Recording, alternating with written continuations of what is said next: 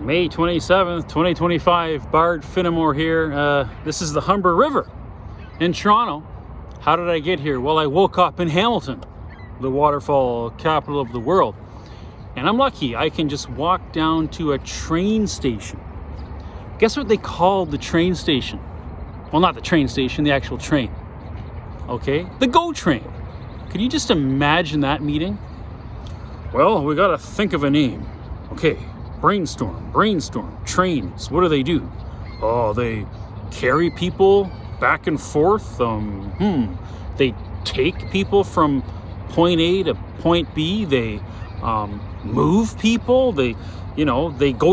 Trains go down a track.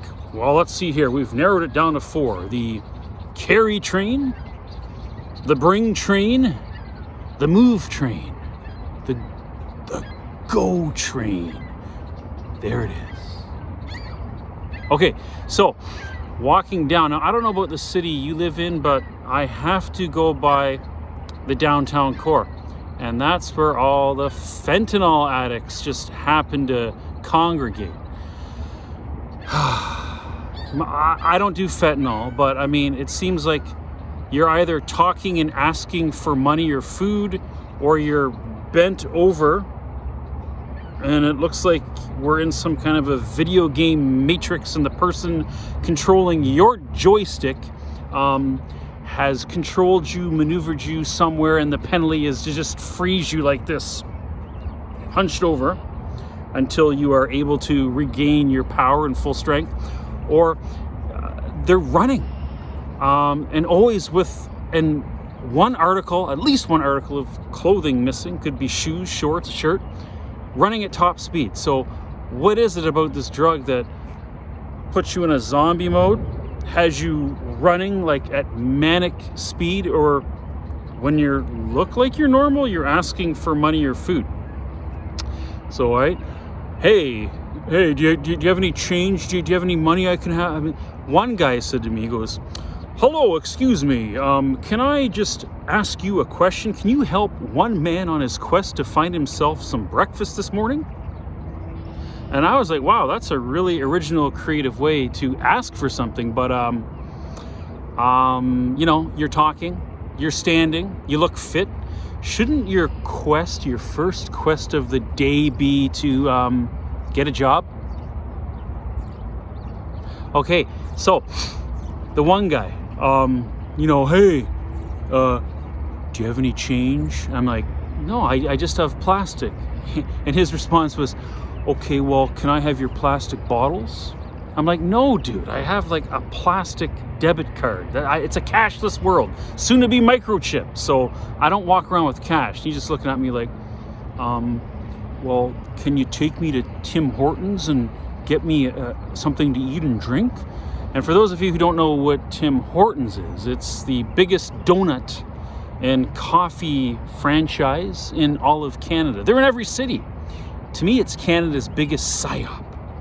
Big psyop. I mean, Tim Horton, if he could come back here today, he would be so impressed. He'd go, wow, what happened to my once small donut coffee shop operation? Because the people that took it over, the psyop is, let's get the Canadians. Let's strike at their core. And what's the core? Ice hockey.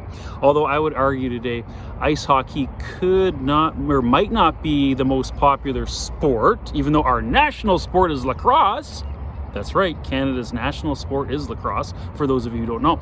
But ice hockey might not be the most popular because we're bringing in all these newcomers to Canada, and they're from non-ice hockey playing countries where soccer seems to be the sport of choice. But anyway, so at the core of the psyop is, let's combine a pastime of Canada, ice hockey, with coffee and donuts. So, I mean, I would imagine that if you did some kind of a study, that the percentage of coffee and donut sales in Canada that are attributed to Tim Hortons would probably be over like 80%, right? Because these stores are everywhere.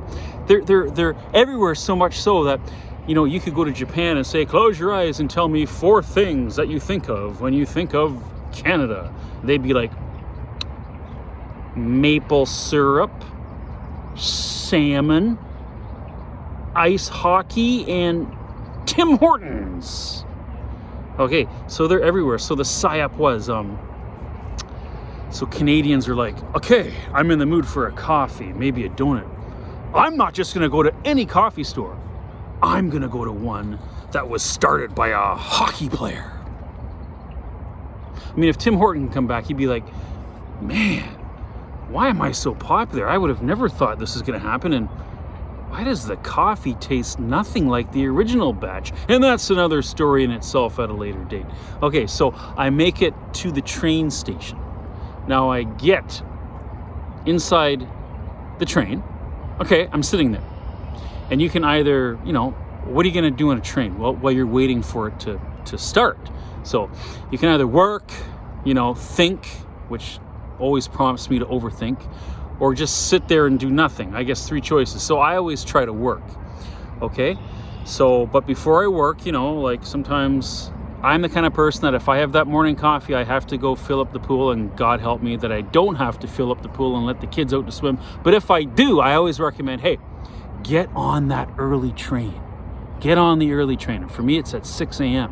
Why do I say that? Because you get to be the first one into that coffin of a toilet, and try to get in there before the train starts moving. Why? Because if it's moving, it's so, the train that I go on, it's so rickety, rackety, bumpity, you're gonna just be walking and trying to go 20 feet to the bathroom and make it down the stairs without falling. You're gonna bump into someone by accident, and you're gonna find yourself being charged for physical assault. But anyway, just get there, be the first one to spray the deck with a little bit of water.